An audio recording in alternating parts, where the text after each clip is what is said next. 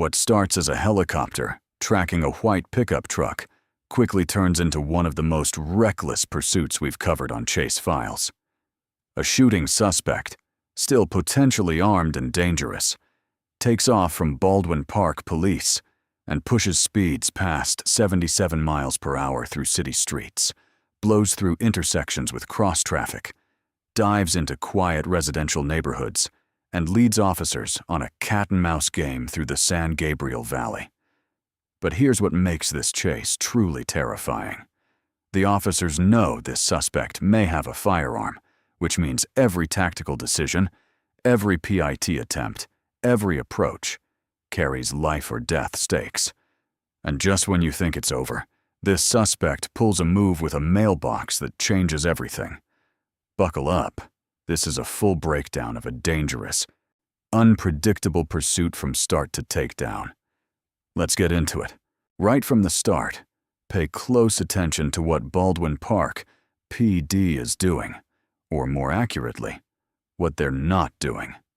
They're keeping their distance, and that's not cowardice, that's smart policing. When you have a suspect wanted for a shooting that just occurred, you don't close the gap and risk a gunfight at 70 miles per hour. The airship overhead, that's the sheriff's helicopter, is doing the real work here, maintaining a visual lock on the truck so the ground units don't have to ride the suspect's bumper. This is a textbook track and follow strategy. The idea is simple. Let the helicopter be the eyes. Keep ground units at a safe trailing distance and wait for the suspect to make a mistake. And trust me, this suspect is about to make plenty of mistakes. But here's the question that makes this whole chase tense. If this guy really does have a gun in that truck, every second he's behind that wheel is a second he could turn this pursuit into something much worse.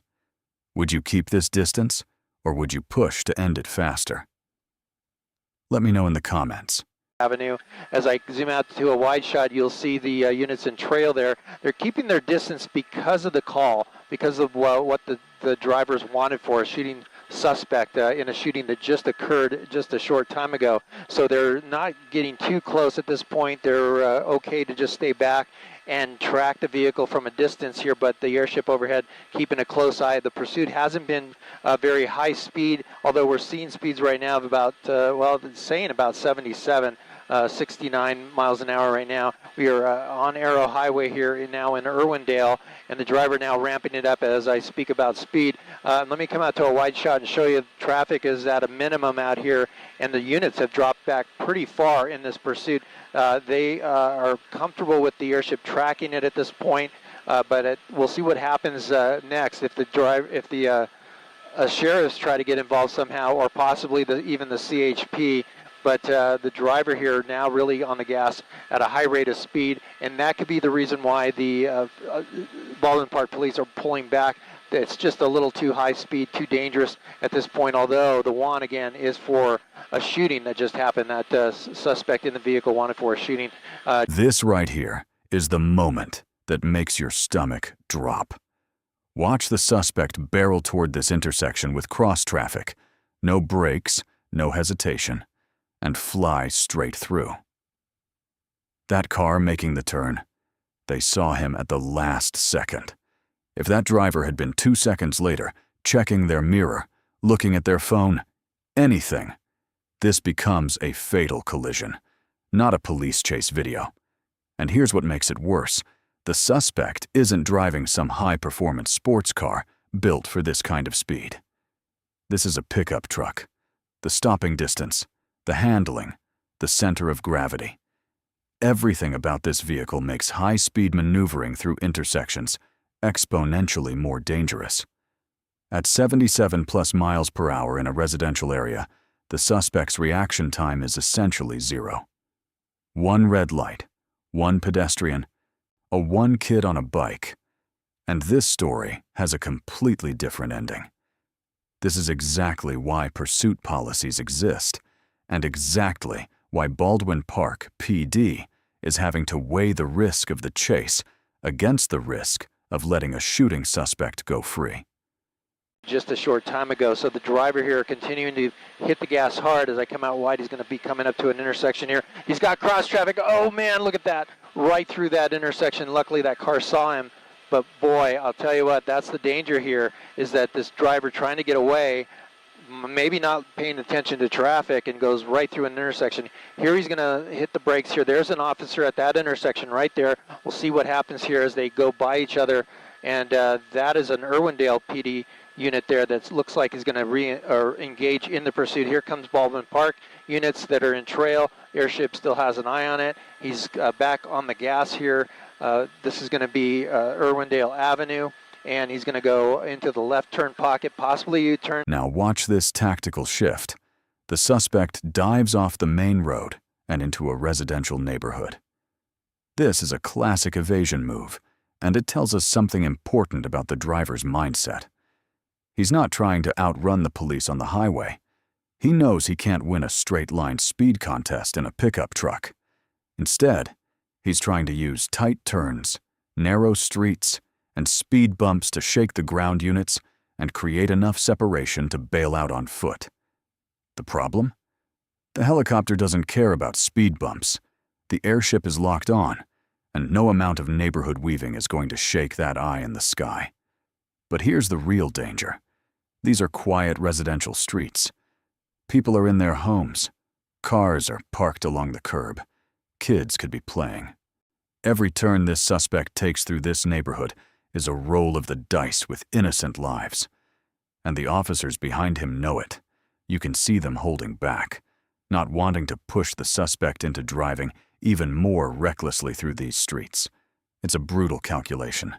Press harder and risk a crash in a neighborhood, or hold back and risk losing a shooting suspect. Let's see, nope.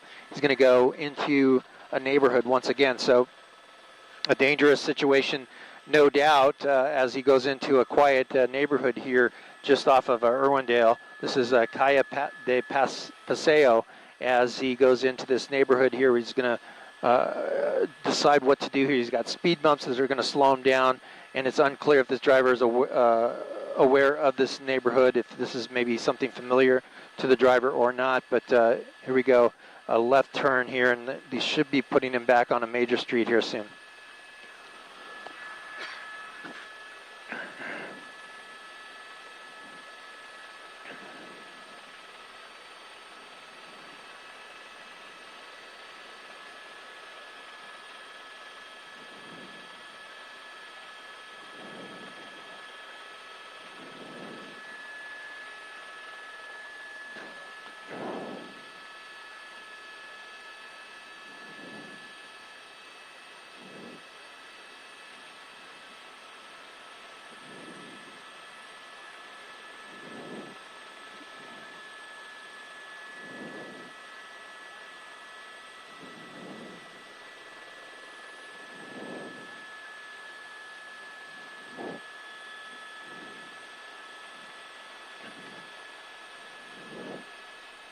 Did you catch that?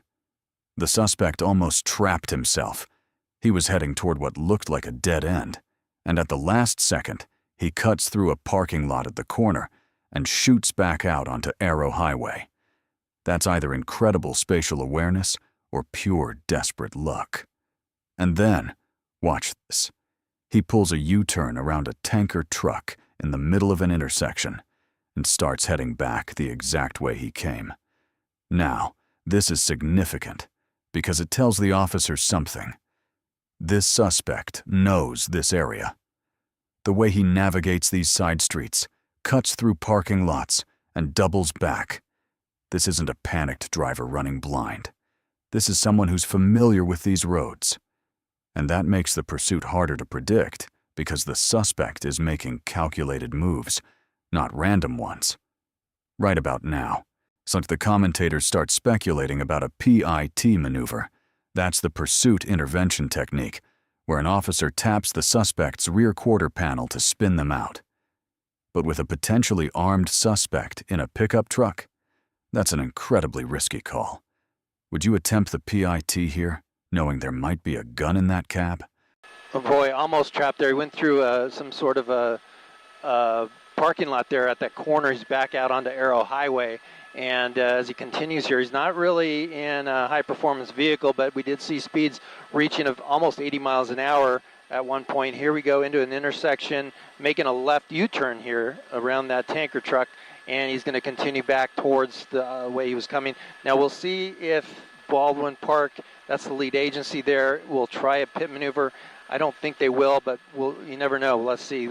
So many units in this pursuit in trail. Here he comes back to that intersection. So we have cross traffic, and we'll see if he's going to go, well, he's going to go right turn. That's going to put him back towards the Baldwin Park area where he was coming from before. Now he's hard on the gas here. So we saw him enter an intersection where there was a car making a left-hand turn in front of him. Fortunately, that car stopped in time.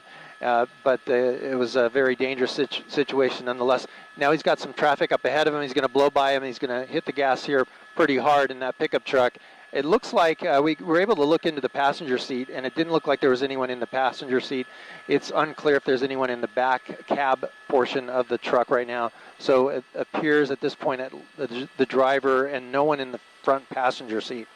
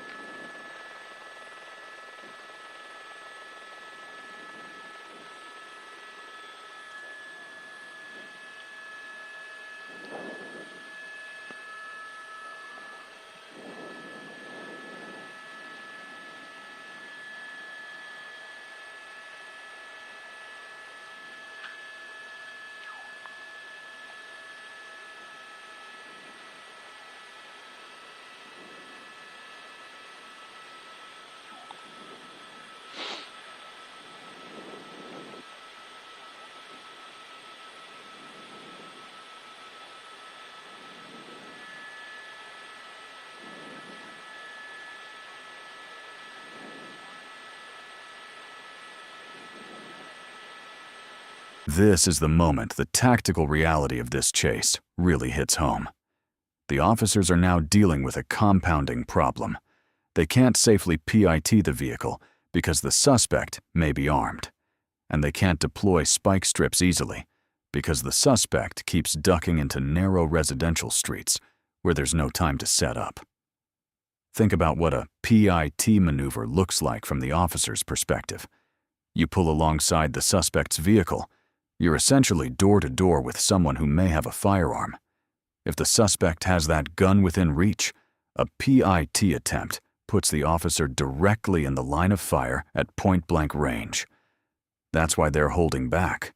That's why they're calling in CHP for spike strip assistance. No, they're trying to find a way to end this that doesn't involve getting within arm's reach of a potential shooter. Meanwhile, the suspect is using the neighborhoods as a shield. The tight turns and narrow streets make it nearly impossible to set up a spike strip in advance. It's a chess match, and right now, the suspect is controlling the board. But the clock is ticking, and that truck is taking damage. Oh.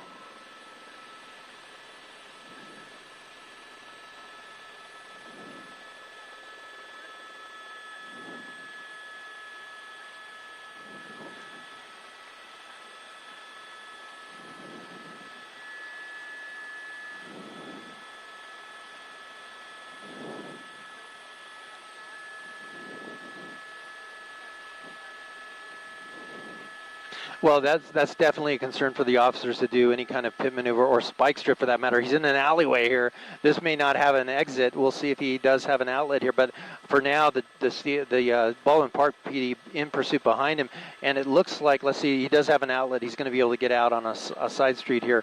But yeah, they're holding back. Certainly, they don't want to put their officers at risk. Getting in close quarters with the driver if he does have that weapon. Now, we were on our way back to our base when we spotted a sheriff's helicopter flying to the Baldwin Park area, and we did hear it on the CHP scanner that they were trying to pull over this white pickup truck that was leaving a shooting scene. And they were able to locate it with the helicopter. The units got behind it, and the driver fled from those officers. So the pursuit is still on here. We're coming out onto Main Avenue at Scott Place, and as you see, the Baldwin Park PD, I should say, is still in pursuit of the vehicle with quite a few units in trail.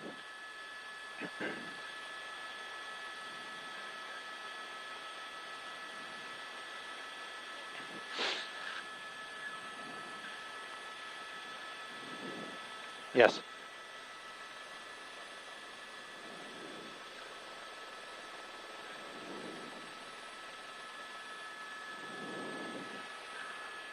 They might pit him.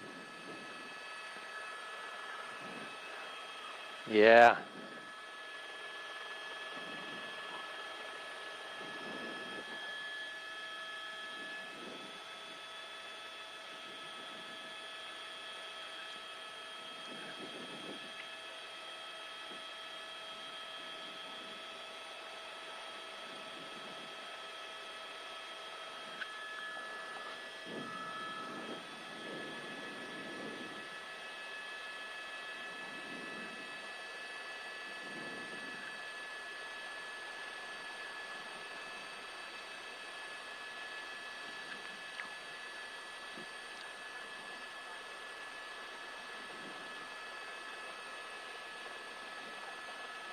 Okay, thank you. Yeah. Whoa.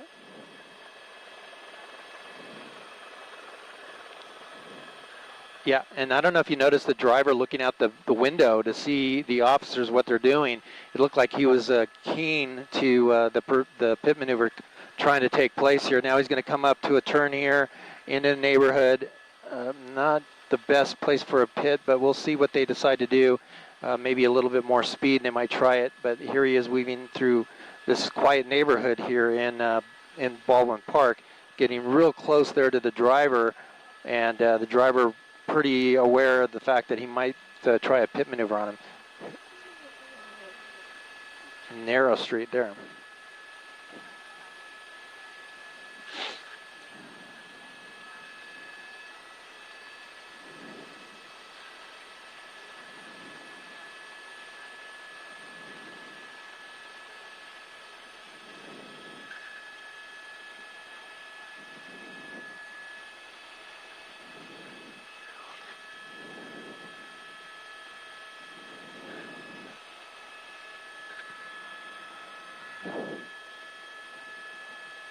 True.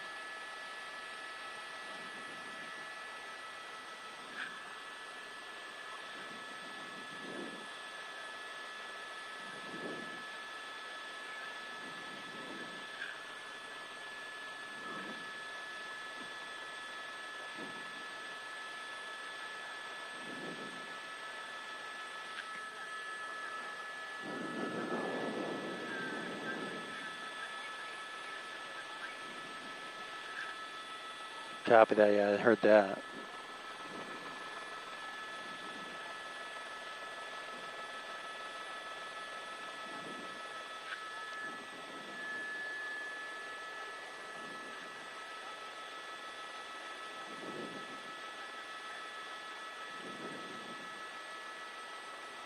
Whoa, he's spinning out.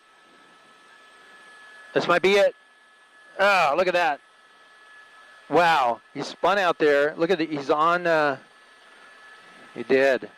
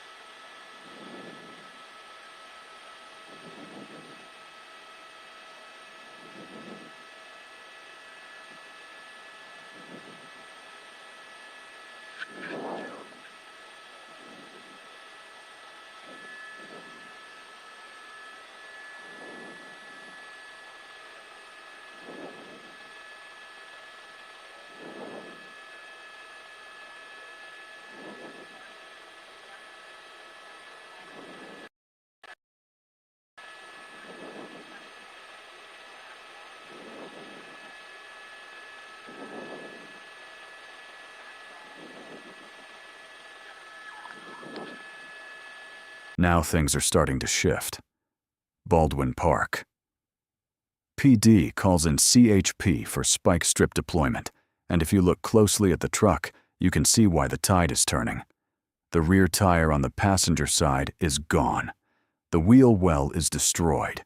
Sparks are flying from the bare rim grinding on asphalt. This truck is literally disintegrating in real time. Now, the commentators aren't sure if this tire loss came from a spike strip or from the suspect's own reckless driving, hitting curbs, cutting through parking lots, smashing over speed bumps at high speed. But either way, the physics of this chase are now working against the suspect. A pickup truck running on 3 tires and a bare rim doesn't corner. It doesn't stop quickly. And every turn sends those sparks showering across the pavement. The CHP is now setting up ahead, trying to anticipate which street the suspect will pop out on. It's a coordinated net closing in. The suspect is burning through whatever time he has left, and that truck is telling the whole story. This chase has an expiration date. How long do you think he can keep this up? No. We're hearing now that the Baldwin Park Police Department, they're asking assistance from the California Highway Patrol to set up a spike strip. So they're trying to work with the CHP, and the CHP is trying to make that happen for them. So we'll see if they are going to be able to set up a spike strip at some point during the chase. You know, I noticed that when we first got over this truck that it seemed to be lower in the back. I couldn't tell if it had, it appeared that it had its tire, so I'm not sure exactly when that rear tire went missing. I don't believe that they got it with a spike strip. I believe that they're still working on making that happen, but we'll see what it ends up being here as he comes to this T intersection here. This is at Philhurst and Los Angeles Street. As the driver continues here, there's the CHP right there, a unit going the opposite direction. So they're definitely in play here. They're definitely going to try to set up that spike strip with the driver going into these neighborhoods and staying in the neighborhoods, trying to avoid that pit maneuver. That's going to give that CHP unit an opportunity to set up a spike strip on a street that he may be familiar with.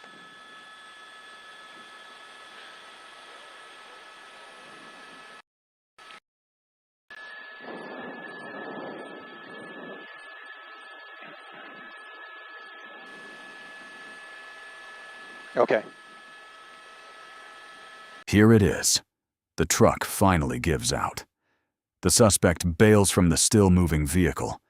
The truck keeps rolling and slams into a parked car, which is going to be a nightmare for some innocent homeowner's insurance. But forget the truck. Watch the suspect. He hits the ground running and makes a desperate sprint for a fence, trying to go over it and disappear into the neighborhood. But the officers are right there. They grab him, they yank him down. And yes, they nearly pull his pants off in the process. And 4 officers pile on to get him in cuffs. But here is where this chase goes from intense to absolutely chilling. Rewind and watch that mailbox. As the suspect was running, he shoved something into a residential mailbox. The officers on scene radio it in. It's a gun. This suspect was armed the entire chase.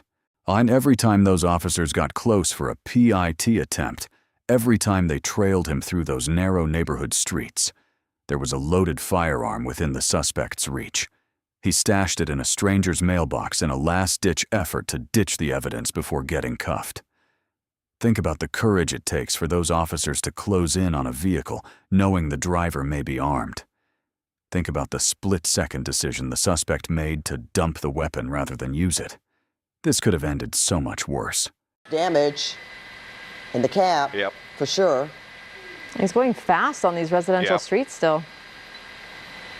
Yeah, it's really just ridiculous here, and it's going to be, you know, tough to take these turns at these higher speeds. And yeah, you saw the damage there to the rear wheel well on the passenger side. He's down the, or on the driver's side, then he's down the passenger side rear tire on top of that. So, you know, this poor truck is really starting to take a beating here, but just continuing to hang around this neighborhood. And is he just kind of running out the clock like we see with some of these suspects? More sparks starting to come out there.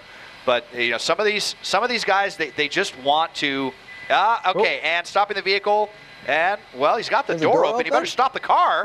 Okay, he's leaving the vehicle in. Okay, the vehicle's going to end up bumping into something else, but the officers are right there. Let's see how much juice this guy has. If they can get him down, they really hope that they get him down before he can hop that fence. They got him. They got him. They yanked him down. They almost yanked his pants down, too. Fantastic takedown there by the authorities. So he is down. They've got 4 officers there trying to subdue him and get him in handcuffs there. While he's on the ground, let's just see if we can zoom in and see what happened to that truck. If it just, unfortunately, it continued. And that's going to be very annoying for these people that are, probably asleep right now. Going to have kind of an insurance nightmare to deal with. But at least the danger of the public is over. Someone who may have even been armed and dangerous and was driving like a maniac. Several officers subduing him. A fruitless effort to try to evade the authorities here in the San Gabriel Valley. And almost losing his pants in the process. That's got to be pretty embarrassing. Oh, Des, go back to the mailbox. Look he's putting a gun in it. That's what they just said. He put a gun in the mailbox when he came around. That's why I was like wondering what the deal was with the mailbox. But they said he shoved a gun in there as he was coming through. Oh, they're going to clear the car. I mean, that just makes it all the more scary for those officers who were going after him, not knowing if he was holding the gun, could have used it on them.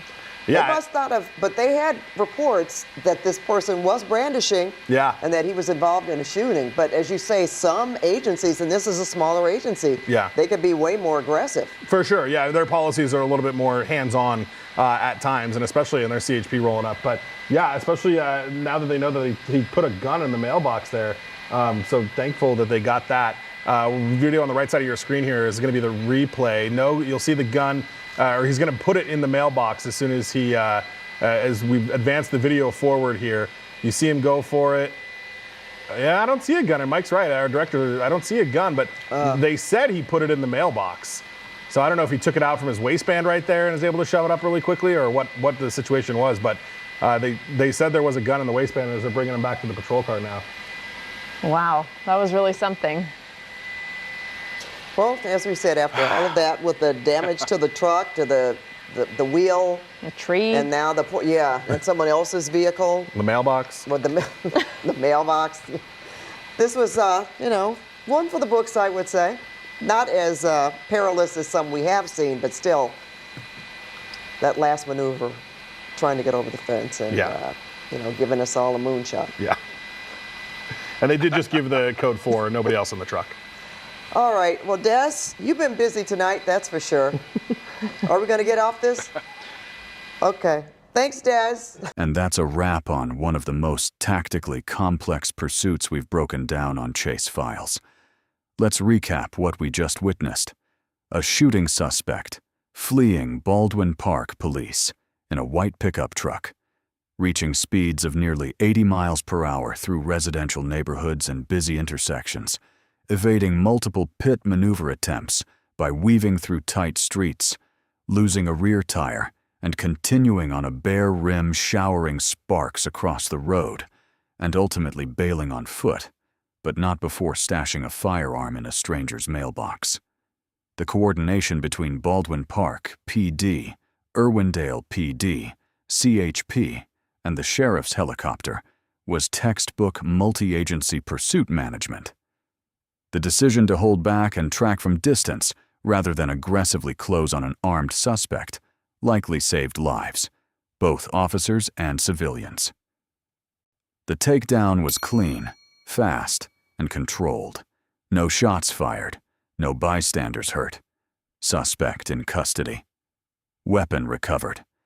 That's the best possible outcome when you're chasing someone this dangerous through neighborhoods where families are sleeping. If this breakdown had you on the edge of your seat, smash that like button. Drop your thoughts in the comments. I want to know. Would you have attempted the PIT knowing the suspect was armed? Don't forget to subscribe to Chase Files and hit that notification bell so you never miss another real pursuit breakdown. We'll see you on the next one. Stay safe out there.